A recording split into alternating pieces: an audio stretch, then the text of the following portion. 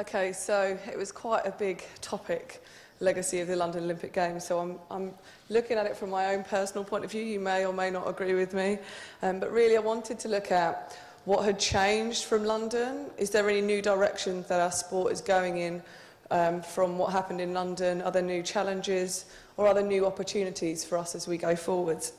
So I tried to trawl through all my photos and dwell on what had actually happened to us over the last 6 months or so, and pulled out some photos and pulled out about 8 points, I think, were things that seemed to me really different from previous World Championships or Olympic Games, and things that maybe just give us something to think about going forwards. So the first one is very simple, and it's a pretty ugly piece of equipment, but created one of the most beautiful shots in broadcast from our aquatics programme at the Olympics. And this is the twins cam. So most people won't recognise this piece of equipment, but they'll probably recognise this. And it was really a groundbreaking piece of broadcasting, something that was developed a couple of years ago in Japan by NHK, the broadcasters. And previously in synchro, as everybody knows, when you see the underwater shot and you see what everybody's doing and all the athletes, especially in the teams, are doing to propel their teammates upwards and to perform these amazing acrobatic parts and highlights within the synchro routines, you either see the below the water or the above the water. And previously, because of the way the light refracts and reflects above and below the surface, you could never actually get that whole picture and really appreciate what the athletes are doing. The twins cam actually uses, if we go back to this, there's actually 2 cameras on there. So what it does is it takes a feed, one camera's under the water, one's on the top, and it merges the 2 feeds together. And it tricks you into thinking that you're seeing one shot, but actually it's 2. And I think this is something that, much like 3D and colour and all those things that the Olympics has kind of led the way in terms of broadcasting, a lot of things have been tried out at the Olympics and later gone on to be sort of something that we see every day. I'm sure the twins cam will end up being seen in documentaries, wildlife documentaries and other things, that once they get the technology so the apparatus can be much smaller, I think that you know, we'll see much more of the twins cam in everyday broadcasting. But for me, to showcase synchro, I think the twins cam really is the future. So that for me was a huge highlight. And you can see here Lego, the toy makers, actually inspired by the twins cam and by the underwater photography, created this tribute which went in national newspapers in the UK. Second point is marathon swimming. For me, probably my 2 best days of the Games period, and I shouldn't be biased from one discipline to another, but the marathon swimming days for anybody that was there were absolutely incredible. My first FINA marathon swimming event was about 7 years ago. It was freezing cold at the London docks opposite an airport, with us having to wait between planes taking off for the races to start. And with hardly any spectators. If somebody walked by with their dog, that was kind of you know, doubling our crowd. But we went from that and used that, I suppose, as motivation to find a way of bringing marathon swimming to the heart of our city and to the maximum amount of spectators possible. And I think what that led us to do was actually be more innovative with the course. And I think up until now, most of the standard World Championship or even just the last Olympic courses have been the standard 2.5 rectangular, 2.5 kilometre 4-loop 10k circuit. But with the venue that we wanted to use, it meant we had to adapt that. So as you can see here, I mean, this is a shot from somebody trying to get to the front. As you can see kind of in the distance, you've got that pink turn buoy. That was our course. People were 10, 15 people deep around the lake. And we went and did a course inspection on the mornings, and there were just thousands of people that had been there since you know, 5 in the morning to get their place. The spectators packed into Hyde Park for free. We didn't charge. There were tens of thousands. This marathon swimming would have been our highest spectator numbers across the games on each of these 2 days. And I think we need to look at venues that are natural amphitheatres, venues that bring us to the heart of the city, the most spectators with the least possible infrastructure, which means we can come and go very quickly.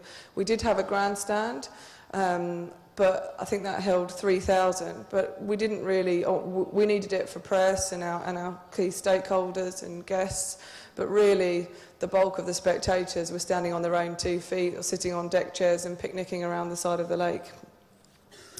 So we should aspire to find venues, I think, going forwards that are innovative, that give our broadcasters a backdrop. So you know, we need to give TV and broadcasters and photographers the ability to be creative, and therefore we need to pick venues that put our athletes in the best possible light. So you can see Palace of Westminster in the background here, the lake and the bridge, and spectators packed all around. And I think one of the key things was that although our course was slightly more complicated than usual, we actually used the 2 different colours of turquoise to make it as simple as possible. The athletes are smart, they're racing all around the world on the circuit, so as long as you give the athletes enough time to familiarise themselves with the course and the exact positions and the colours of the buoys, if you give them clear instruction, actually it's very easy for them to adapt to more challenging courses. We also use technology more. So in the background, you can just see the arch of the intermediate timing gate. It's just to the left of the picture.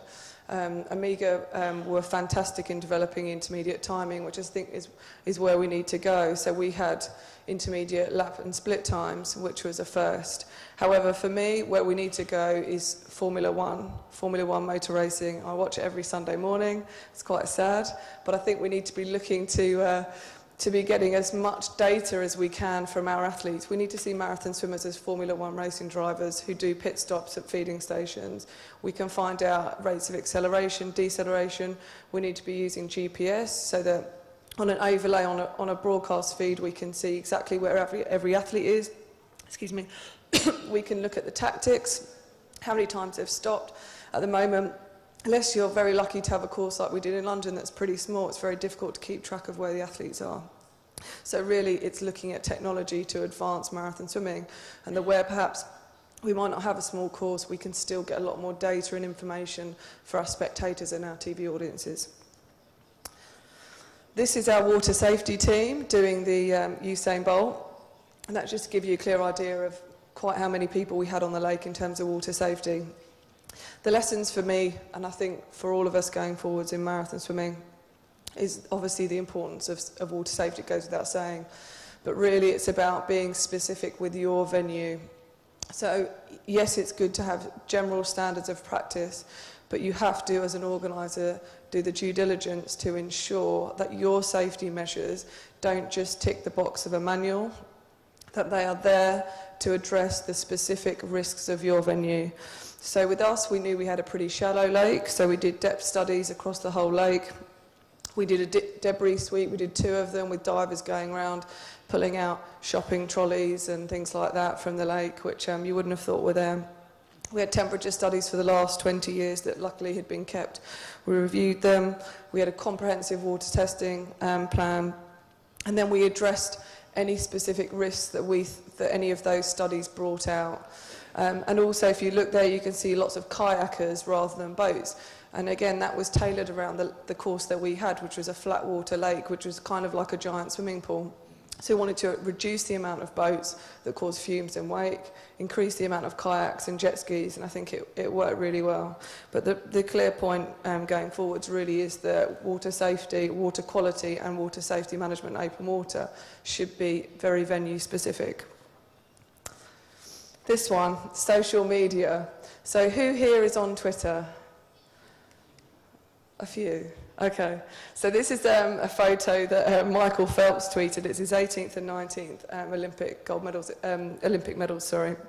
And it was one of the most retweeted pictures in the Olympic Games. I think it was retweeted 14,000 times. And retweeted means where Michael will have posted it on Twitter, and other people that follow him will have posted it then onto their own Twitter feed, so all of their followers could see it as well, which is incredible. London really became a social media games where even serious issues were played out, and it became a genuine part of the news cycle. So this is an Australian diver's room in the Olympic Village. So this was our athletes were communicating with their fans directly for the first time, and we were seeing things as fans and as supporters and family members and friends and people all over the world that we never would have got to see before. So we've seen exactly what the athletes are experiencing, which gives the fans a unique attachment to the experience the athletes are going through behind the scenes. This photo is it's not one I personally took. I can promise you it was on Twitter. But we've seen athletes sharing photos. They were answering questions. People were tweeting them good luck, and they were replying directly to them. It was all giving their fans an insight into the games. And then Instagram, as you can see, this photo has a bit of an effect on it. Instagram was probably the breakout social media hit of the games. Facebook and Twitter were really well known before the games. Instagram is something that really blew up during the Olympic Games, and it's a photo sharing website, so it allows us who are pretty rubbish for taking photos to put effects onto the photos. So you can see this guy's done. And then you post it onto your own Twitter feed. So this is, Instagram was absolutely huge. In just over 2 weeks, 100,000 photos were posted on Instagram. Fans were sharing photos of themselves at the venues and sharing their experience at the games. And even celebrities were getting in on the act. This is Stella McCartney, the fashion designer. They were uploading photos of themselves at the games and avoiding all the fuss of traditional PR activities. More than 650,000 photos were posted with the Olympics hashtag, which means that when you can, for those who don't know Twitter, you can search with the hashtag and it will bring up all the tweets that have that mention in it and that hashtag. 263,000 were uploaded with the hashtag London 2012, and more impressively, 27,000 photos were shared with the hashtag Michael Phelps. London has been a testing ground for athletes in social media, and team staff and sponsors as well have kind of had to feel their way through how it works for them. Athletes, some of them brought it into daily preparations. This is some of the USA team doing a bit of stretching during warm-up at the games. Other athletes see it as a distraction, so it really is a personal thing. This is Tom Daley and Tonya Couch, the GB diving team. Figures released to Reuters showed that in the top 10 of athletes who added the most Twitter and Facebook followers in the game, so thereby the most significant increase in their social media following, of the top 10, 4 of them were from aquatics, and that's in the entire Olympic Games. Michael Phelps was the #1 who added the most followers, followed by Usain Bolt. Tom Daley was 3rd, and Ryan Lochte and Sun Yang followed up, also in the top 10. And if you think about how many athletes in the Games and their profile, that really is an incredible achievement. I'll just quickly touch on our athletes, and really we were looking at kind of who the stars were, and we knew we were going to be saying goodbye to probably our biggest star, but I think it was interesting for us, especially to see in the UK media, the athletes that were starting to get real coverage. And it wasn't necessarily athletes that were winning, the multiple medals or had medalled prolifically at previous games. It was the two of the individuals there. All those 4 school kids, they were from Plymouth College in the UK, and they all went to the Olympics. And there's obviously Tom Daley and Ruta from Lithuania.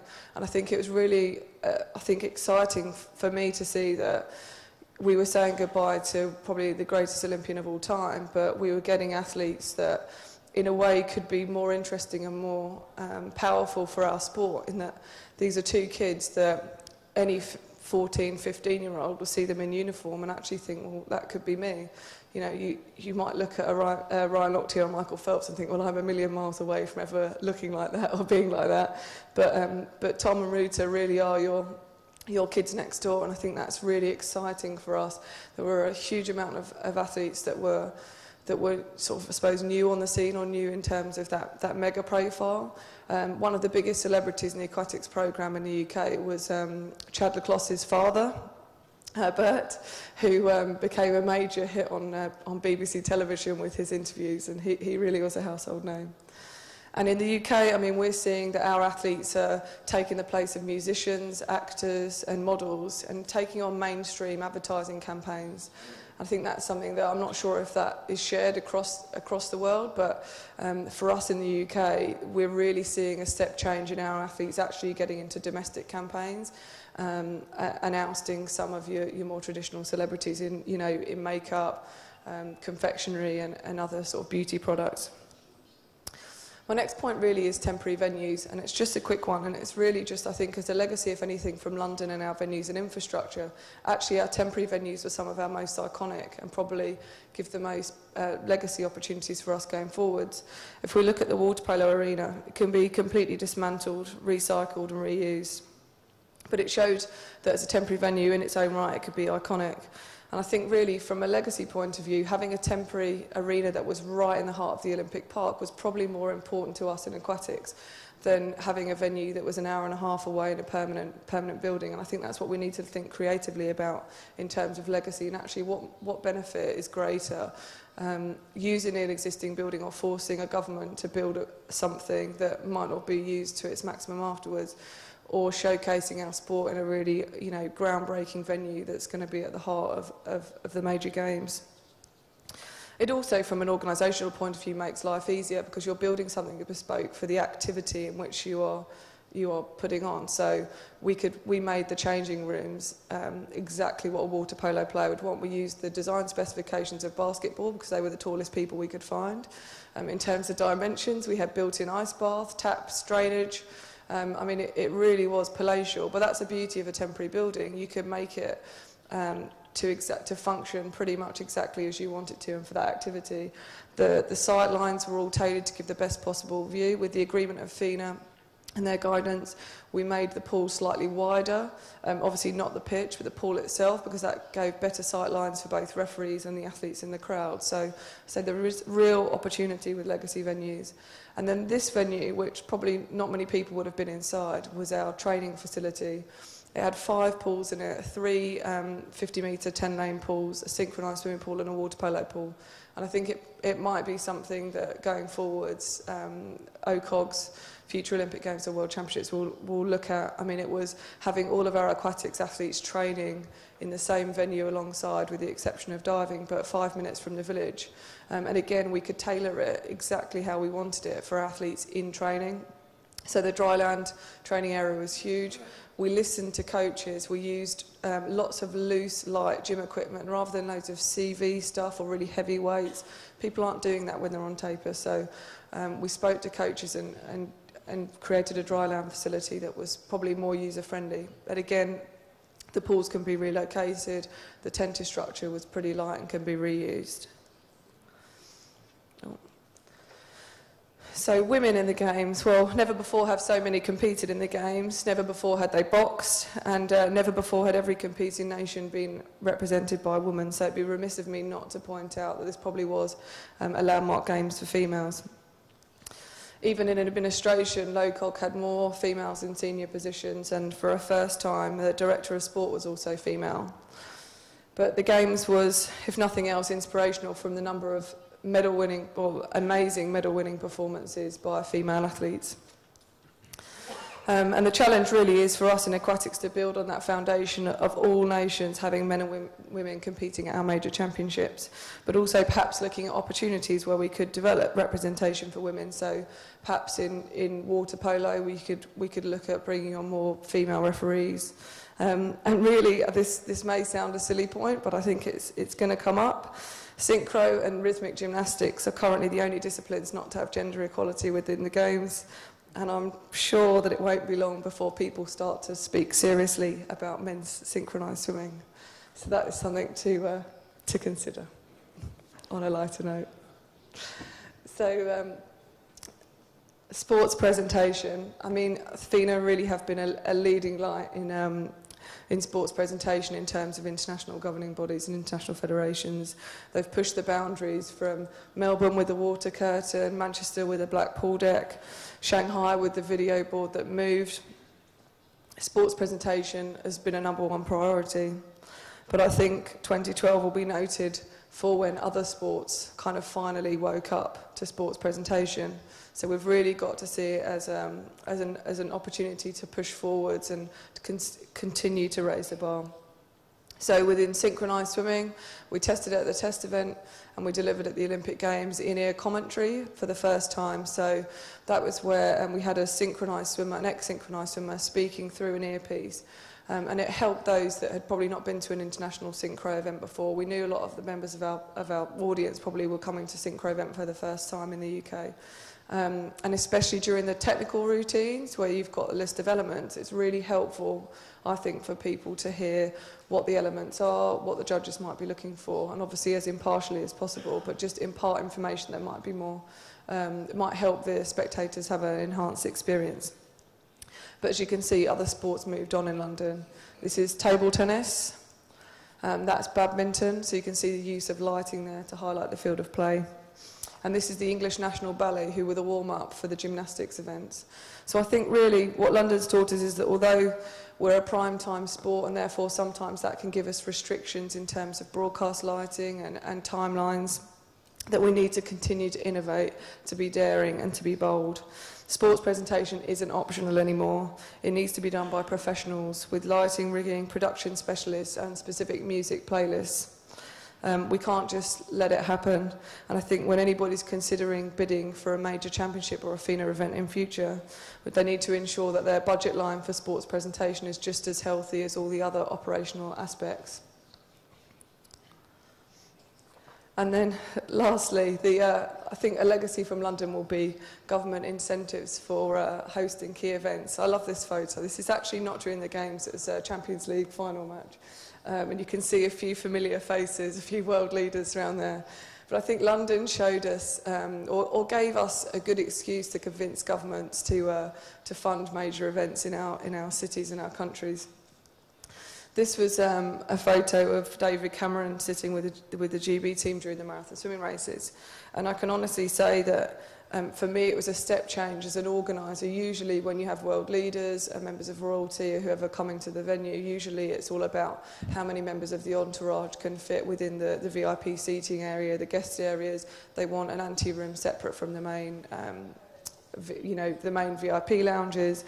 That wasn't the case. The only extraordinary, it was actually became quite regular, the only request we were getting directly from the entourages was that the world leaders, whoever political figures, wanted to be sat with the teams, photographed with the teams, or go and meet the teams. So we had Francois Hollande wanted to go and meet his athletes. We had several world leaders wanting to sit with athletes. I think that's a step change, is that now our government and political figures actually would rather be seen sat with an Olympic champion or with their teammates and to be seen as part of the team than sat amongst their peers. We can't ignore the success of the Paralympic Games. Was absolutely mind-blowing, and it had an unprecedented high profile, not only in the UK, but swimming was, for me, the top of the pile, and yes, I am biased.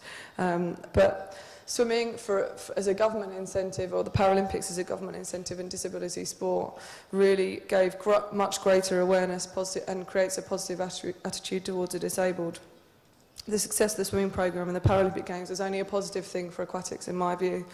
Matthew Cowdery, who we saw a couple of slides ago, is a superstar. Ellie Simmons, you can see here, she shares a profile alongside Rebecca Adlington in the UK. She is everywhere on TV. She's an absolute superstar, and that can only be beneficial for our sport. But from a government point of view, the changing in attitudes that a Paralympic Games can have, or hosting a disability championships, is incredible.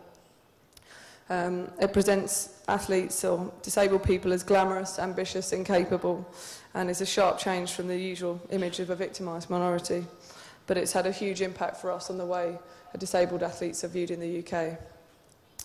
This one really just shows the motto of, or the logo for London was "Inspire a Generation," and really the statistics so far have shown. A recent study around over 52% of boys, 55% of girls aged 8 to 12 said the Olympics made them feel like being much more active. And it also showed the effects the Olympics had on role models, where previously when people have asked what their job description or what job they would like to do when they're older, most of the kids had said they wanted to be famous, but hadn't given a reason why. Athletes were now saying, I want to be Jessica Ennis, I want to be Victoria Pendleton, I want to be Rebecca Adlington. So becoming an athlete is now one of the top 5 jobs of participants in that survey. But participation, hosting of major events really is only a shop window.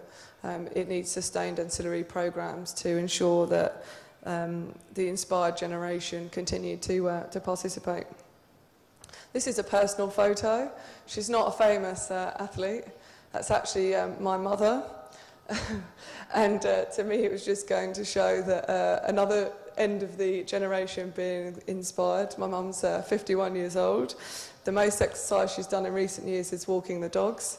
But she was inspired by the Olympics to go out and buy a bike, and she now cycles every day. And just to add to the story, she was out cycling a few days ago and was overtaken by an British Olympic cycling champion, Laura Trott, so she's most pleased about that. But yeah, a generation inspired. And really, I think we've seen, anybody that's seen any of the latest UK economic, the GDP figures means we're now officially out of a double-dip recession, that we've had our first quarter-on-quarter growth since 2007. And it's shown that the Olympics has had a huge impact on pulling us out of that recession. We know that governments are now seeing the hosting of major events as useful parts of economic growth programmes. But however much sporting activity we do as a result of it, I think what London has shown is hosting events makes us happy. We saw a wave of general happiness in our nation, a feeling of identity and pride. Stratford went from a place where I certainly wouldn't go after dark to a place that everybody wanted to be. Hosting of major events gave us, or has given London, a significant boost to morale. And I think governments, however poor our times are, or however austere the times are, that it's shown that hosting major events can really improve mood when we most need it. They allow us to celebrate our multicultural identity and create a mood of national confidence, community and pride. And I think if governments can learn anything from London, it's that even in the times of harshest austerity, if the hosting of an event is achievable and it gives us something to be happy about, then absolutely it's worth it. Thank you.